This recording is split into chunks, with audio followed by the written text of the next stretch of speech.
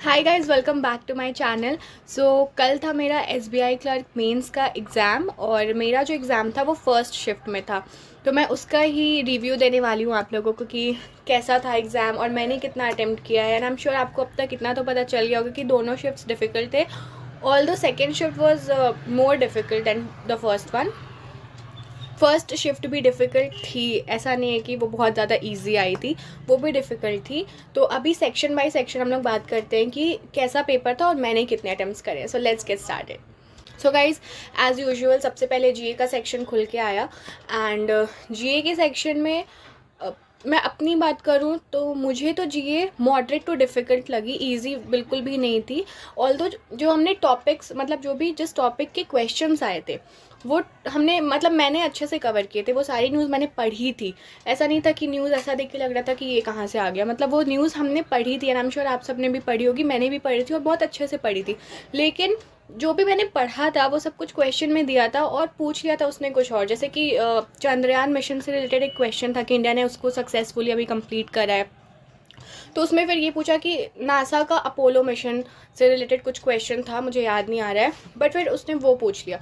Similarly एक वो पेंच tiger reserve जो इंडिया का first dark sky tiger reserve ऐसे कुछ बना है, तो वो उसने क्वेश्चन में दिया था। फिर उसने एक दूसरा टाइगर रिजर्व पूछा ये कहाँ पे है, तो वो भी मुझे नहीं पता था। तो ऐसे बहुत सारे और भी क्वेश्चंस थे जो ऐसी न्यूज़ थी, वो न्यूज़ हमने पढ़ी थी, लेकिन उसमें जो क्वेश्चंस पूछे थे आई थिंक वो बहुत ज़्यादा डेप्थ में थे और मैंने उतना नहीं किया था, तो मुझे तो थोड़ा डिफ़िकल्ट लगा।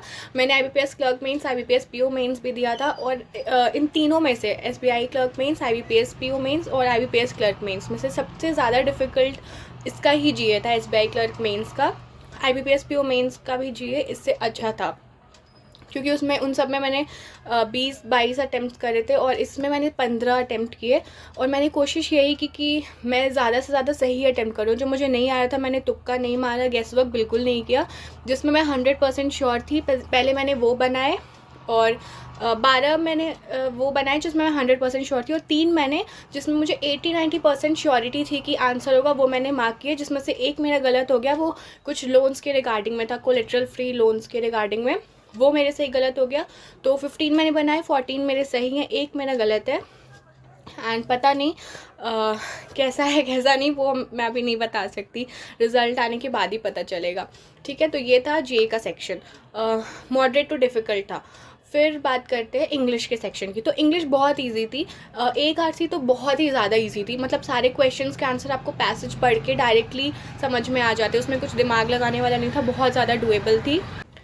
So the first RC was easy, that was very very easy. सारे क्वेश्चंस के आंसर आपको डायरेक्टली मिल जा रहे थे और उसमें ना जो ऑथर होता है वो मिलेट्स के रिगार्डिंग अपने गांव में जाके अपने फार्मर्स को अवेयर करता है, उसके बारे में एक स्टोरी थी विच वॉज वेरी ईजी।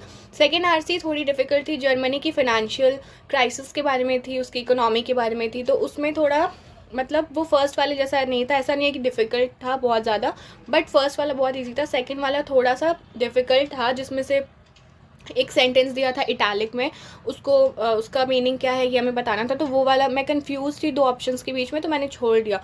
जितना मैंने किया I try to do them accurately. जो मुझे नहीं आ रहा था वो मैंने बिल्कुल भी अटेम्प्ट नहीं करा, क्योंकि आईबीपीएस पीओ मेंस में मेरे नेगेटिव मार्क्स की वजह से मेरे 5-6 मार्क्स चले गए थे, क्योंकि उसमें मैंने 20-22 गलत कर दिए थे, तो उसकी वजह से मेरा सिलेक्शन नहीं हो पाया था 2 पॉइंट समथिंग मार्क्स से। तो इसलिए मैंने कोशिश की कि इसमें मैं एक भी गलत ना करूं। लेकिन ऑफ कोर्स हम कितनी भी कोशिश करें, इंग्लिश में स्पेशली गलतियां तो हो ही जाती हैं, आई एम श्योर मुझसे भी हुई होंगी। तो इंग्लिश में if I talk about my attempts, तो मेरे अटेम्प्ट्स थे 30 अटेम्प्ट करे मैंने, जिसमें मैं श्योर थी 100% कि हाँ यही होगा। मैंने वही वाले मार्क किए। अब पता नहीं गलत क्या सही क्या, ये तो रिज़ल्ट आने से पहले मैं नहीं बता सकती। हाँ, तो आरसी की हमने बात करी, 2 आरसीज आई थी, एक बहुत ईजी थी, एक थोड़ी डिफ़िकल्ट थी। इसके अलावा क्लोज टेस्ट आया था जिसमें 5 क्वेश्चंस नहीं 6 क्वेश्चंस थे उसके, तो वो भी अच्छा था, ठीक ठाक था, बहुत इजी भी नहीं था, बहुत डिफिकल्ट भी नहीं था, दैट वाज ओके। फिर एरर डिटेक्शन के कुछ क्वेश्चंस आए थे, आई थिंक 2 या 3 क्वेश्चंस थे, मुझे एग्जैक्टली याद नहीं आ रहा है, बट मैंने एक किया था जिसमें मैं श्योर थी, इतना मुझे याद है। और इसके अलावा हाँ वो वर्ड्स आए थे, एक फेयर वर्ड आया था कि फेयर वर्ड दिया था और हमें बताना था कि किस सेंटेंस में वो करेक्टली यूज़ हुआ है, और एक राइट वर्ड था RIGHT राइट वाला, वो था, उसमें हमें बताना था कि किस वर्ड में वो करेक्टली यूज़ हुआ है। तो ऐसे ऐसे कुछ क्वेश्चंस आए थे और इतना ही मुझे अभी याद आ रहा है। तो इंग्लिश वॉज ईजी, 30 मैंने अटैम्प्ट करे थे। मुझे ये पता नहीं है कितना सही हुआ कितना गलत, ऑफ कोर्स वो रिज़ल्ट आने के बाद ही पता चलेगा, बट मेरे अकॉर्डिंग जो मैंने किया था आई थिंक वो सही किया था, क्योंकि जिसमें मैं श्योर नहीं थी मैंने वो नहीं अटैम्प्ट किया था। ठीक है, देन फिर हमारा क्वांट्स का सेक्शन आता है। क्वांट्स में तो मैं वैसे ही वीक हूँ, मेरा चारों सब्जेक्ट्स में से सबसे ज़्यादा वीक ना क्वांट्स ही है, तो मैं तो उसमें ऑलरेडी वीक हूँ। और क्वांट्स डिफ़िकल्ट आई भी थी, जब मैंने घर आके देखा, एनालिसिस वीडियोस देखे, बच्चों के कमेंट्स पढ़े, तो फिर मुझे पता चला कि हाँ क्वांट्स सच में डिफ़िकल्ट थी, सिर्फ मेरे लिए नहीं थी, सबके लिए थी। ठीक है, तो क्वांट्स में मैं अपनी बात करूँ तो मैंने 17 या 18 अटैम्प्ट करे थे। सबसे पहले मैंने सिंप्लीफिकेशन किए, 5 क्वेश्चन सिंप्लीफिकेशन के थे। फिर मिसिंग सीरीज़ और रॉन्ग सीरीज़ के 3 to 5 क्वेश्चंस थे, आई थिंक 5 थे, आई थिंक, हाँ वो मैंने करे थे। ये दोनों इजी था, सिंप्लीफिकेशन भी इजी था और सीरीज़ वाले क्वेश्चंस भी बहुत इजी थे। और 2 मैंने मिसलिनियस करे थे, क्वांटिटी वाले जो क्वेश्चंस होते हैं वो मैंने करे थे। और एक डीआई डुएबल थी, एक पाई चार्ट था, परसेंटेज में उसकी वैल्यूज़ दी हुई थी, और उस पाई चार्ट का टोटल हमें दिया था 400 है। फिर वीक्स वाला था वो, मंडे में 23% है, वेंसडे में 20% है, और एक थर्सडे में y% है, मंडे ट्यूसडे में x था, एक x% था, एक 1.25 x था, और इन दोनों के बीच का डिफरेंस 12 था। तो वो बहुत ईजी था, वो बहुत डुएबल डी आई थी, एंड आई एम श्योर सभी ने वो बनाई होगी, तो वो मैंने बना लिया। और बाकी एक डीआई इनवर्ड आउटवर्ड रेमिटेंस पे बेस्ड थी, वो मुझसे नहीं बनी। और इतना ही मैंने क्वांट्स में किया था, बाकी अरिथमेटिक के क्वेश्चंस तो मैंने देखे ही नहीं, क्योंकि वो मुझे आते ही नहीं है। तो ये था क्वांट्स का ओवरऑल। तो और फिर आता है रीजनिंग। लास्ट ईयर मैंने एग्ज़ाम दिया तो नहीं था, बिकॉज मैं इसी साल से एलिजिबल हुई हूँ 2023 में फॉर्म्स फिलअप करने के लिए। बट जो मैंने मेमोरी बेस्ड पेपर्स दिए थे 2023 का, जो मैंने स्पेशली दिया था, जो लास्ट ईयर पेपर आया था, उसमें रीजनिंग बहुत ज़्यादा डिफ़िकल्ट पूछी गई थी तो लास्ट ईयर के कंपैरिजन में इस साल रीजनिंग बहुत इजी मुझे लगी, पजल्स जो थे उसमें वो डुएबल थे। एक फ्लोर पजल था जिसमें 13 फ्लोर्स थे और 9 लोग रह थे, 4 फ्लोर वेकेंट थे। वो ऐसा नहीं था कि आपको कुछ भी उसमें फंसाएगा, वो उसमें कुछ फंसाने वाले नहीं था, एक ही बार में वो बन गया। फिर एक पजल मैंने ब्लड रिलेशन वाली उठाई, उसमें ब्लड रिलेशन थे और सिटिंग अरेंजमेंट के साथ ब्लड रिलेशन था, तो वो भी उसमें मुझे थोड़ा टाइम लगा, मैं एक बार फंस भी गई, फिर मैंने उसे छोड़ के मैंने सोचा मैं बाकी कर लेती हूँ। फिर बाकी करने के बाद मैंने फिर से उसको अटेम्प्ट करने की कोशिश की, तो फिर उस बार मेरे से वो बन गया। तो वो वाली पजल थी, तो दोनों के 5-5 क्वेश्चंस थे आई थिंक, तो वो मैंने अच्छे से करे। फिर क्रिटिकल रीजनिंग में मैं बहुत ज़्यादा वीक हूँ, तो वो मैं देखती ही नहीं हूँ। और डेटा सफिशिएंसी मैं हमेशा कोशिश करती हूँ कि मैं सही करूँ, पर पता नहीं क्या है, मेरे से वो गलत हो ही जाता है। IBPS PO मेंस में भी मुझे लगता है रीजनिंग में मेरे से वही गलत हो गया था 3, तो मेरे नेगेटिव मार्क्स में बहुत ज़्यादा चले गए थे IBPS PO में। तो मैंने कोशिश की इस बार मैं जो भी करूँ अटेम्प्ट, भले कम करूँ बट सही करूँ, क्योंकि I think accuracy matters the most.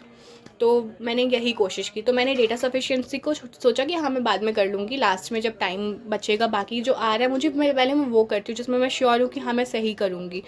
तो मैंने पजल्स पहले नहीं किए, पहले मिसलिनियस के सिलॉक्स के क्वेश्चंस थे, 3 क्वेश्चन सिलॉक्स के थे और 3 क्वेश्चन इनइक्वालिटीज़ के थे, 3 ब्लड रिलेशन के जो इजी वाले होते हैं ना, सिंबॉलिक ब्लड रिलेशंस वाले, वो वाले थे। ठीक है, और फिर 3-4 ऐसे मिसलिनियस क्वेश्चन थे कि कॉन्सोनेंट है, वॉवेल है, तो कॉन्सोनेंट को रिप्लेस करना है प्रीवियस लेटर से, और एक नंबर वाला था, जम्बल्ड लेटर्स वाले जो होते हैं वो भी था। हाँ, तो ये मैंने किया। और फिर रीजनिंग में मेरे ओवरऑल अटेम्प्ट्स थे 23 से 25 के बीच में थे, आई थिंक 24 थे मेरे रीजनिंग में, मुझे एग्जैक्टली याद नहीं आ रहा है। तो इतने मेरे रीजनिंग में थे, which were I think it was okay था। ठीक है, और इसके अलावा मैंने डायरेक्शन डिस्टेंस वाला मैंने सोचा कि मैं वो कर लूँगी, बट उस पर बेस्ड एक जो पज़ल आई थी वो मुझे थोड़ी ट्रिकी लगी, तो मैंने उसको सोचा मैं बाद में देख लूँगी, बट फिर टाइम नहीं मिला तो मैं वो कर नहीं पाई। फिर एक पज़ल थी, वो तो मैंने देखते ही छोड़ दिया, मुझे पता था वो बनेगी नहीं मेरे से, तो मुझे याद भी नहीं आ रहा है कि वो कैसी पज़ल थी, बट हाँ वो बहुत ज़्यादा डिफ़िकल्ट देख के लग रही थी, ऐसे देख के लग जाता नहीं कि हाँ नहीं ये नहीं बनेगा, तो वो वैसा था, तो वो मैंने नहीं किया था। तो बाकी और डेटा सफिशिएंसी और क्रिटिकल रीजनिंग तो मैंने देखा ही नहीं, बट उसके क्वेश्चंस थे अच्छे खासे, तो इतना ही था। एंड मेरे अटेम्प्ट्स मैंने आपको बता ही दिए। अब मुझे ये नहीं पता कि अच्छे हैं, बुरे हैं। बहुत सारे लोगों ने 100 के ऊपर अटैम्प्ट करा है, बहुत सारे ने 80 के नीचे भी अटैम्प्ट करा है। तो मेरे overall attempts I think 84 to 86 के बीच में लाई कर रहे हैं, मुझे एग्जैक्टली याद नहीं आ रहा, बट आई थिंक जो भी है सही है। मुझे नहीं पता कैसा है, let's wait for the result and let's see how does it comes and yeah that is it. आप सब मुझे अपने अटेम्प्ट्स ज़रूर बताइएगा और आपकी शिफ्ट कौन सी थी ये भी मुझे ज़रूर बताइएगा and wish you all a very good luck for your